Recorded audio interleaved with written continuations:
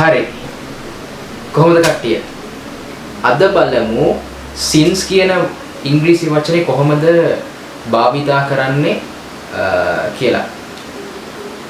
since කියන වචනේ අපි ගොඩක් වෙලාවට පාවිච්චි කරනවා කාලය ගැන හඳුන්වන්න. මම උදාහරණයක් එක්ක මේක විස්තර කරගෙන යන්න. මෙහෙම ගමු. I have lived this house since 2015. දැන් මම කිව්ව වාක්‍ය I have lived here since 2015. මම මේ ගෙදර ජීවත් වුණා 2015 ඉඳන් සිට. ඉඳන් සිට කියන අර්ථේ ගන්න පුළුවන් since කියන එකට. තව එක්සැම්පල් එකක් කිව්වොත් ඔය කාලයත් එක්ක යන එකට She has been cooking since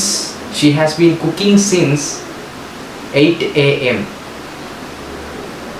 ඇය උයනවා උදේ 8 ඉඳලා උයමින් සිටිනවා. එතකොට 8 ඉඳන් කියන අර්ථය ඉඳන් සිට 8 සිට උයනවා. තව එකක් ගමු. It has been windy since last night. හුළඟ තිබ්බා ඊයේ රැහැ ඉඳන්. අන්න එතන ඉඳන් කියන අර්ථය ඇවිල්ලා තියෙනවා. තවත් අපි since කියන වචනේ පාවිච්චි කරනවා මෙන්න මේ අර්ථය ගන්න. නිසා කියන අර්ථය. ඒකට මම උදාහරණ කියන්නම්. Since it's raining, I'm staying at home. වහින නිසා මම ගෙදර නවතිනවා. අන්න එතන නිසා කියන අර්ථය ඇවිල්ලා තියෙනවා. Since you are free, let's travel somewhere. ඔයා free නිසා කොහේ හරි ඇවිදිමු කියලා කියනවා.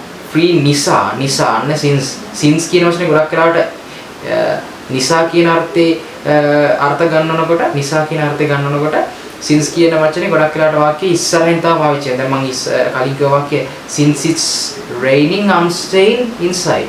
I'm staying at home or inside. හරිද? එතකොට since කියන එක පළවෙනියට වාචි වෙලා. දැන් කලින් කිව්ව වාක්‍යයට පස්සේ since you are free let's travel somewhere. අන්න since කියන එක මුලින් පාවිච්චි වෙනවා. ඔයා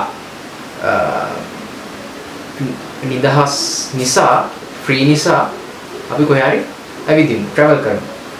තව එකක් කියන්නම් ඒකටම කාලයටම since I was hungry I made noodles. මට බඩගිනි නිසා මම noodles එකක් හැදුවා.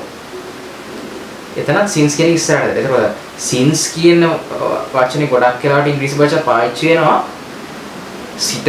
සිට ඉඳන් කියන අර්ථය ගන්න නිසා කියන අර්ථය ගන්න. ওই දෙකට ගොඩක් අය හිතන් ඉන්නේ අර සිට කියන අර්ථය විතරයි තියෙන්නේ කියලා. හැබැයි නිසා කියන අර්ථෙත් උතන තියෙනවා. අපි ඒක වාක්‍යයකට දාන්න පුළුවන්. මම ඒ දෙවිදිහටම උදාහරණ කිව්වා මතක තියාගන්න.